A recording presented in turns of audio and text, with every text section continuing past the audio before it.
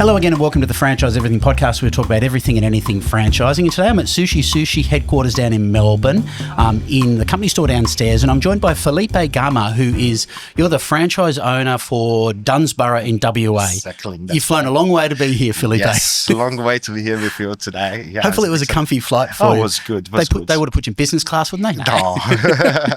But it was a good flight. Everything is being well. Yeah, and Melbourne is amazing. It's always good to be here. Yeah, even if it is raining. It's raining one today. But that's all right. We're used to it. So we're going to talk about your franchise owner journey into the business now, because you've got Dunsborough, and I know you've got a second store opening up soon at beautiful Margaret River. That's right. So that's exciting. So maybe we'll get there one day and have a look at your store. That would be nice. So where did it start? You clearly weren't born in Australia. So where are you from?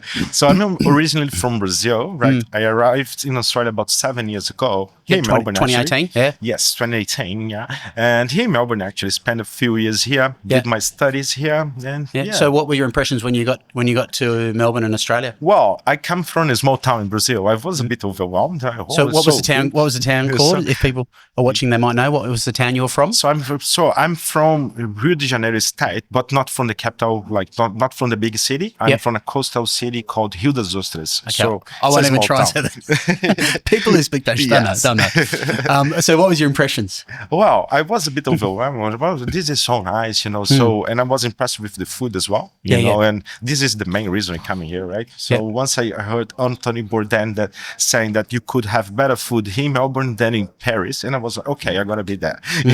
I'm not surprised. I was watching a podcast the other day with an American sports guy, and he was saying me back from Brisbane for 7 days, and he was saying the food in Australia is unbelievable. You wouldn't believe it. His reference was that the Cocoa Pops didn't have additives in it. That was his reference, but which I thought was interesting. But that says a lot. But so the food, you were impressed by the food. Exactly, the food was amazing. I really liked the city. I was actually a bit overwhelmed in the beginning, but then I just fall in love. I love the city, and I did well here. Yeah. So you came out because you want to be a chef. Yes. So you came out to cook. Is it cookery school, or what? Yes, What do you? How does it? I come here. The first plan was come here and do my qualification here, get cookery. So I did study cookery for 2.5 years. You know what I mean? So then here since then. Here you are. So what was it getting the qualification like? Did you find was it challenging? Was it what you thought it would be, or what was it like? Yes, it was what I thought it would be actually. You know what I mean? And did help me a lot, exposed me, gave me the opportunity to get jobs and get more experience, learn a little bit from different kitchens, which was good. It was a great move. What are kitchens like? Are they as wild as people guess them to be? They can get pretty wild, I would say. Yeah, they are pretty intense, long hours, I would say. But I did always it for passion, so I enjoyed. I enjoyed the rush. I enjoyed all that pressure. It was good for that time. It was amazing. What's the most challenging part about working in? So did you work in a whole bunch of different kitchens? Yes. What's the most challenging part about changing to different kitchens all the time? Did you find? Well, like for me, the main thing is like you get to understand.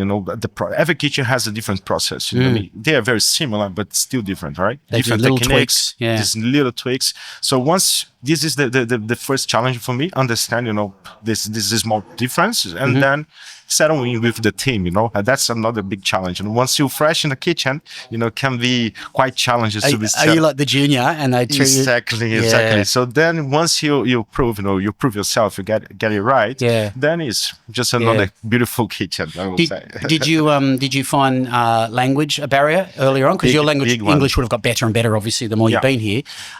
Was that a barrier for you? It was a big barrier in the beginning. My English was very poor at the time, and yes, this took me longer to achieve things in the kitchen because of the English, of course. You need to speak English while you live in Australia. No. Were they patient enough with you? Yes, were they patient? Yes, they were fine. Every kitchen worked in here. I think they're so used to this language difference barrier, and they just know how to deal with it. So I went through it because they would have a lot of people from overseas coming over here working kitchens. Exactly. So, what was what's your favorite cuisine to cook? Like, what's your passion? Well, other than sushi, at that time, I really love Italian food. It's very special for me. I really like it. It's simple food, but super taste and rich. So I really like it. Something that I love making pasta, fresh pasta. This is something that That's your thing. Yeah, I love it. What's the hardest cuisine to cook? What have you found is the most challenging? From a qualified chef's perspective, what is the most challenging stuff to cook? I think they're very similar, to be honest. You know what I mean? It's just different techniques, yes, but they are, I wouldn't say easy, but once you get the practice, you know what I mean, it becomes just natural. Yeah. So there's very similar, I would say, in terms of challenging. Very similar. Of course, when you go to a high-end restaurant, like a fine dining, this is where the challenge is. The exacting standards. Exactly. You know what I mean? To keep it up, the standards can be quite challenging, you know what I mean? But it's also fun. So you worked in some of those fine dining? Yes, not mainly. You know, I have done a little bit of fine dining. You know, it was more the more casual side. You know, smart food and casual. That's what my expertise comes from mainly. You know, and yeah. So, okay, so you did you got qualified as a chef. So when was that, about 2021, 22? Yes. So what was your progress then? You were working in a bunch of restaurants. What was happening in your life then? Well, so I while doing my schools, I was already working in kitchens, right? And then once I finished it, as I already had some experience and previous experience as well from Brazil. I was also a chef in Brazil. So I had the opportunity to start getting some harder positions in kitchens, right? So I finished school and then I got a job as a sous chef, you know, which was great. Then 2 years later, I got the first opportunity as a head chef as well, which was amazing. You know, pressure's on, exactly, which was quite challenging. But yeah, pretty much this is it. I was working as much as I could, to get the experience, you know, in the early stage in Australia. Then once I got to that stage, I started choosing a little bit better where I want to be and which kind of kitchen. A bit more choosy then, I can imagine. Exactly, yeah. So, but somehow you've ended up in Western Australia. So what was the transition from Victoria to Western Australia? How did that come about? Well, that transition was quite random. You know, we didn't have like many plans of moving to WA, but my wife had a visa opportunity mainly. You know, your wife? Yep. Yes. So my wife is a dentist, you know, and she did validate her diploma, and then she got this invitation from the WA to be there and, you know, do a skill visa over there. And we didn't actually know much about WA, so we picked the Busselton and Dunsborough, the region that we're living in now. So, because part of the visa was like a regional thing for skills. Yeah, you got to be regional. I can imagine for dentistry and everything. Exactly, you know, we got to be regional, and literally we just got the map. You know, we opened the map and we just where we should go. Okay, this is coastal. Yeah. Sounds interesting. I never heard about Busselton before, Dunsborough. You know what? We're gonna go there. So we started applying for jobs in that area. She got a job offer in Busselton. Then we just moved, which was quite interesting. You know, we arrived there. Like I remember we coming from Victoria, then moving to WA. We arrived at night time in Dunsborough, which was dark, and we were like, "What are we doing?" Like there's a lot of buildings around. You're from the CBD environment. There is not much here. What have we done? And then I just tried to relax a little bit. Yeah. We slept. Because it'd be a real adjustment with pace, wouldn't it? I mean, but you were from a small town anyway originally, so you would have clicked back into gear pretty quick, wouldn't you? Yeah. But then we wake up in the day after, like with a beautiful surprise. We got the car and we went driving and we were okay. We actually found paradise. So we were so happy, you know, and then we decided to happy with your choice. Yeah. Yes, exactly. It was actually a very, very smart choice for us. Worked out very well. So there's no doubt there's lots of opportunities in regional Australia. There's always discussion about opportunities out there, and those who are willing to take them, 100%. They're there. Yeah. 100%. So, okay, so your wife was as a dentist there. So did you get jobs as chef in town? Is that what you did? Yes. I did run a kitchen in there for 2 years and a half, something about that. Yeah. So it was once we moved there, I was straight away hired already, you know. I bet. It was a quick move. Yeah. And then I stayed there for 2.5 years, which was good. Yeah. Fun, very fun environment. Excellent. So what was your transition then? Because obviously you're now a business owner. So 2.5 years or so. We're talking about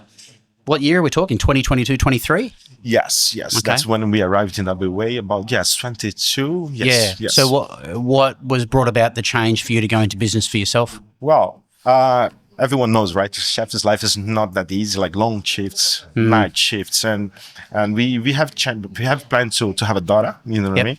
And to have a daughter, no, we didn't know what was coming, of course, but we planned to have a kid at that time, you know. And I started to think, okay, this lifestyle is not matching with my new goals, you know what I mean? Yes. Before it was all about cooking, my passion, improving my career. All about me. Now it's about my family, you know. So everything has changed, and I started to look for business opportunity in the area. You know, I spent a little while researching before joining Sushi Sushi. So did you have a daughter already, or you were planning on? No, we were planning. Okay, we were planning. My daughter was born literally 1 month after we opened. So the you shop. do now. Okay, well, so she's an opening present then. Yes, excellent. yes. Congratulations on that. Yeah, thank you. So you're looking for a business. So while you're a chef, you're looking for a business. What was in your criteria? What were you thinking about? Well, I was thinking, for me, the condition was I need to find something that I can trade only during the day, like work just during daytime, and should be quick, like affordable, you know, and fresh, and that's which pretty that much still fulfills your chefing sort of thing, fresh food. Yeah, exactly. So I was looking for something easier in terms of working intensity, but at the same time, like enjoyable. You know, my background is cooking, so this is still my passion. You know, so yeah, then sushi come up. You know. So you were, I think, when we talk off camera, you were thinking of sushi before sushi came up. That's a which good is point I thought to bring it up again. You didn't like. How did it come about? Yeah. So what happened is I was looking for business, you know, and one day, like randomly, me and my wife were talking, you know, all right, so what can we do? Could we do here? Like, what could be something like that's actually gonna do well in this town? And we were like, okay. So daytime, we have it's still a few options in town, but I found like there was a lacking options for health food, quick, and you know, something grab and go, affordable, sort of, grab and go. Exactly. That is a few. That is already like a small sushi shop in there. That was already there, but nothing very specific, very Japanese, very general. So I found, okay, if I can find like a way to bring here like a little bit more authentic and approachable Japanese food, I think that could do well, you know what I mean? And then that is already a Sushi, which is trading 20 minutes from my home, and I was going there pretty much. And what town's that? It's Busselton. They are in Busselton, right? And I was pretty much once a week I was going there, you know, to grab sushi, and suddenly you think, hang on, which to be honest, on that time wasn't aligned. I wasn't thinking about the brand. I was thinking about the business opportunity, you know. And after 2 months comes up this opportunity, like on my timeline. You saw it advertised or something? I saw the advertisement, and was saying, okay, Sushi now has an opportunity in Dunsborough, and I was like, okay. Done. That's I think I found Fate. it. I found it. I think I found it. And what did your wife think at the time? Oh, she enjoyed, you know what I mean? Because the point is, being a chef doesn't mean you know much about business, you know? Yeah. So I wanted to do business, but I wasn't feeling confident enough to do anything on my own. So when I saw like, okay, that is a brand which already has process in place, you know what I mean? And this aligned with my skills, my background as a chef could work quite well here. You know what I mean? I think it would make everything just more smooth. You're like a billboard for franchising.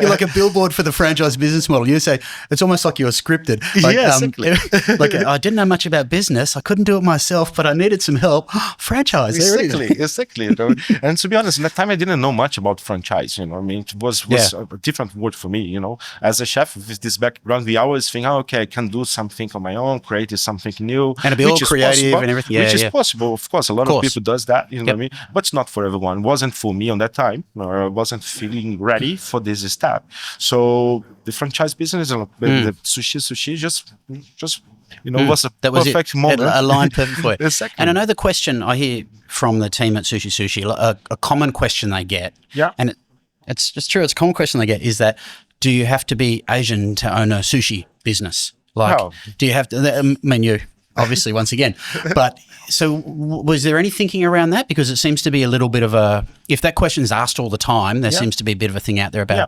Well, to be honest, I did think about it, you know, in the beginning. I was like, oh, maybe it's not, you know, I don't know if I would know how to handle, I don't know if I would be able, even having the chef background, I wasn't not confident enough because, you know, Asian food wasn't on my skills. I haven't done much of Asian food before. Yep. But then I started researching more, you know what I mean? And to be honest, you don't need to be Asian. You just need to want it, and of course, you need to have the passion for this kind of food. Makes more sense if you enjoy what you're preparing. So I wouldn't say you need to be Asian. No, the training we had, was more than enough to put you in the confidence, especially with your background. You'll be fine. So what was it like getting a store open? So what were you thinking back then when your store was about to be open? What was it like? I was very anxious, to be honest, like in a good way, right? I was very excited, I don't know, I just wanted to see that window open, to see that people come and grabbing some sushi with us. So yes, I was excited, that was my main feeling, excitement, I would say. And what was opening day like? So actually, you've sort of answered that. What did you find the main challenge? What did you find most challenging about starting to run your own business? The beginning, one big challenge for us, of course, was finding people that fit to work with us. Following the culture, of the Sushi Sushi. Finding good team members. Also, my culture, how I would see my shop, how which vibes I want to see inside my shop.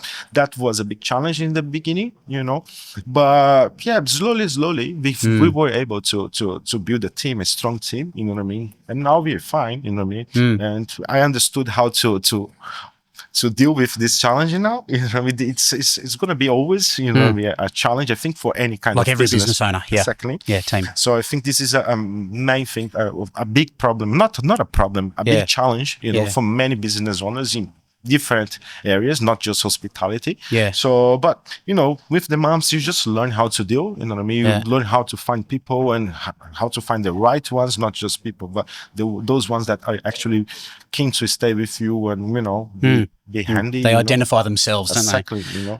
So that you're up and running. How long until you decided, or till you were eyeing off a second store? How has that come about? The new one, my second store. Margaret River sounds fantastic. So how long until that came on the radar? Honestly speaking, since my first call to the brand, I already thought, okay, one will be nice, but why not more than one? That was always in the back of my brain. I always wanted to have more, right? But once we have done summer, which for my small town, small town that I live, is very seasonal. We did the summer, which was amazing. Everything went very well, and that helped me to build the confidence. Okay, if I went through this summer, which is a big challenge. It's pretty busy. Yeah, it's really busy with tourists flooding to the town that area today. Yeah. Just building me a little bit more confidence, to jump into the next step, Which to be honest, it didn't take too long. After 6 months of trade, I was already, you saying trying to this jump. is looking good. Yeah. That must be exciting when you see that. It's very exciting, 100%. Yeah. Did you possibly see yourself at the start as a multi-store owner? Did that excite you? Yes, exactly. I'm guided by challenge, to be honest. I like challenges. I think chef is a little bit like that. So I'm always looking for more challenge. Keep myself busy in this way. So yeah, I think pretty much this is my personality. Excellent. So good. Well, it has to be if you're going for multi-site. Exactly. So what's your thinking around how far away is Margaret River from Dunsborough?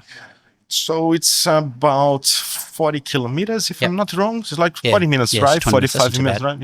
Yeah. So yes, not far. It's close enough, I would say. Yeah.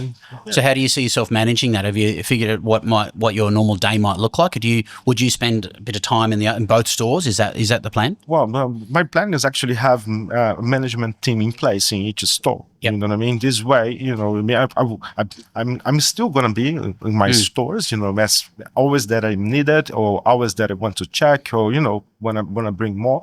But my plan is actually have a management in place in each store. To be able to actually keep it growing with the brand. And I think that's the only way to do it with the plan I have now. I cannot be in store. And also I don't want to feel that I bought myself a job. That's very important. No one wants to feel like that. Exactly. So I'm finding a way, to run this business, in a way that I still can keep a lifestyle and time with my family. Yes, it's very important. It's very important. Which is why you did to start with, wasn't it? Exactly. Yeah. So, and it's working out pretty well. The team I have now in place in Dunsborough, it's working out well. It's already allowing me way more free time for my family. And I'm going to go in the same direction with Margaret River. I will get a team in place to help me running that business. And yeah. So why is it, do you think, there seems to be a lot of opportunity in regional locations. Why do you think, brands and people don't flood into those regional locations? Do you think, is it they think they're worried about the isolation or something like that? There seems to be, I don't know, is there a thought that, hey, will this town support this brand, or what is your thought on the regional opportunities? I think this is a good point that you thought. Small towns sometimes, like big brands, like mainly big brands, they get, I don't know if what's the right word, but I would say scared. What I mean? Because there is a lot of local business, and the locals tend to support local business, which is great. Absolutely. Which is great. You know what I mean? I think this. But you're still a local. Exactly. It's still a local. That's the message I'm trying to give to the locals that come to my shop, because it is a big brand, but it's run by a local. I live there. I'm not planning to go anywhere. So I'm also a local. Under a big brand. So.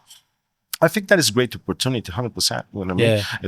There is always a lack of choices, I would say, in small towns. There is in regional. There's a lack of choices. Like I know in driving through, even as a kid or whatever, even now I take the kids through, finding the place to trust to go to. Exactly. So there's so much opportunity out there, I think, from regional Australia perspective. So in your experience in the brand, what do you see as the things that make it successful and make you successful? So if someone's thinking of a sushi, what are the things that in your mind make it successful at a local level? At a local level, yes, I think first you got to engage with the locals. They are the ones they are gonna support you over this low season. So you gotta engage well with them. You gotta build this relation, and this relation of trust as well, which is very important. And I think this is the key. Engage with locals for the low season. The high season, will take care of itself. Yeah, exactly. It's gonna be good, pretty much any regional. That's tourist or seasonal, as in my case, but mainly like for the low season, engage with locals, be supportive. Try to be engaging more and more, in the which community. is my plan now. I'm trying to support some local. So how do you do that? How are you engaging? So I'm still in the process. I will sponsor a soccer team, a football team, a local. The local sports team is perfect for engagement. Yeah. So I'm already in touch with the trainers. So probably next season we will be there. What I mean? So this will be my first step, and then in day to day as well. Every time I have an opportunity, I like to put my face out there. And talk personally with the customers. And say about a little bit about myself. To build this relationship. But they can all watch this, mate. They can all watch this now. You can send them the link to this. Yeah, that's true. But mainly in this. Yeah, why not? You can have it on a screen. And I'm sure Sushi says you'll be fine with it. Excellent, Felipe. Thanks so much for telling your story, mate. It's a great story, and great to hear things are going great. Who knows? We might pop in and visit you in your store, Margaret River. I'm looking forward to see you over there. It would be great. Pleasure, Grab some sushi with us. Oh, sounds good. Thanks for having us, mate. All right, thank you. And that's it for another Franchise Everything podcast. We'll catch you in the next one soon.